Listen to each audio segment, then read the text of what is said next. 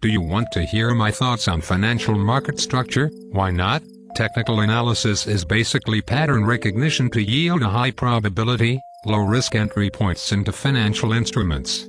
Aside from all the fancy indicators and tools, technical analysis is really just an abstract study of supply and demand. The past interaction of supply and demand will establish a price history, and the footprint of this produces a chart which technical analysts attempt to determine a direction. A chart is simply a two-dimensional graphical representation of a series of prices over a set time frame. Price is always the y-axis and time, the x-axis. One could easily consider a chart to be in a three-dimensional space with behavioral finance on the z-axis. Sadly, this variable has no coordinates based on empirical evidence, and traders only understand this axis from years of experience. So while it's not possible to map the price-time behavioral finance variables in a 3D space, this hidden behavioral coordinate plays the most important role in technical analysis. Oh, I see. Carry on. In other words, technical analysis attempts to understand the emotions in the market by studying the market itself, as opposed to the milieu of component interactions which cannot be quantified or resolved. The market is the result of the emergent behavior from millions of natural and unnatural neural networks, respectively, meaning individuals or weak artificial intelligent machines. While the machines just trade patterns without emotions, the human interactions of bias and expectations placed on fundamentals in the emerging chart patterns become a self-fulfilling prophecy. As a result, over many different time scales, chart patterns interact and the markets exhibit both order and chaos. The technical tools therefore aims to take technical analysis from an art form towards a science-based approach. Mate, you are making no fucking sense at all. The market is a dynamic system, so if one understands the benefits and limitations of technical analysis and can spot when the system is nesting into an ordered fashion, then it can yield a set of tools for enabling one to enter the market. Over time, this gives the trader an edge or expectancy. Technical analysis goes beyond the x and y axis of price and time by using other methods to evaluate markets by analyzing them with statistics generated by market activity. While past prices are the cornerstone of technical analysis, the rate of price change compared to time can yield momentum oscillators, so in combined reference to probability distributions, it will indicate when prices are overbought or oversold.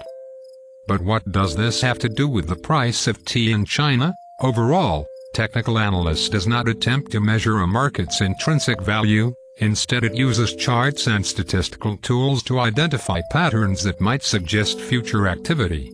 It doesn't matter what tools one uses, so long as they are common tools that everyone else might be using. In this way, one can select points where prices are expected to hold, advance or reverse, simply because markets only do three things. They go sideways, trend, or reverse. Okay, now you are making sense. I have three speeds. Slow, slower and slowest. Investment style on the fundamental side no doubt varies as much as the many different types of technical traders. Chartists all have their styles and systems, and no one system works best. Some rely on chart patterns, and focus on hitting breakouts or simply buying a new trend with a cross of the different moving averages. Others use technical indicators and oscillators mentioned above. Overall, most traders will use some combination of fundamental analysis to complement their technical tools. In any case, technical analysts' main use of historical price is what separates them from the fundamentalist camp.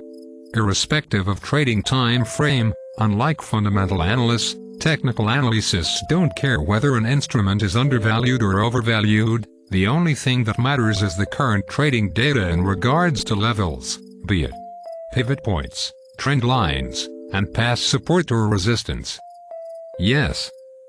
And, while the main key levels mostly refer to pivot points, support/resistance, recent highs or lows, they can also include 5 levels, and all can be taken across many different time frames as relevant to the present. When all of this data is combined, it can then give the highest probability about where the instrument might move in the near future and when to enter or exit. The field of technical analysis is based on 3 assumptions. 1. The market discounts everything. 2. Price moves in trends. And 3. History tends to repeat itself. Simple enough so far. A chart pattern is a distinct formation that creates a trading signal, or a sign of future price movements. Chartists use these patterns to identify two main hypotheses. Will the current trend continue, including a range, or is a trend reversal pending? The correction analysis will produce a buy or sell signal that leads to entering or exiting a trade that will become profitable. In terms of the three assumptions above, the third may be the most important because it provides the main weight behind why chart patterns exist. For example, a level will be reinforced the more times it has been interrupted within the past. When a level has been held in the direction that supports a trading hypothesis, it produces a trade signal. The classic head and shoulders patterns is evidence that certain patterns are seen many times. While these common patterns give signals that yield high probability entry points into various markets, nothing is ever certain, however. That makes sense. As a result of all the emergent behavior, all markets trade the same way because they are based on the finite number of strategies that result from human behavior. Now you are really starting to fry my brain. To conclude, there are two types of patterns within technical analysis: the reversal and the continuation pattern. The continuation pattern will include the trending market and sideways or range-bound market. A reversal pattern signals that a prior trend will reverse upon running out of steam, and this can occur over a long or short time frame.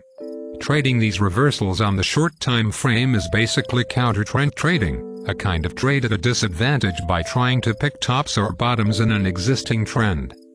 Wow, amazing stuff.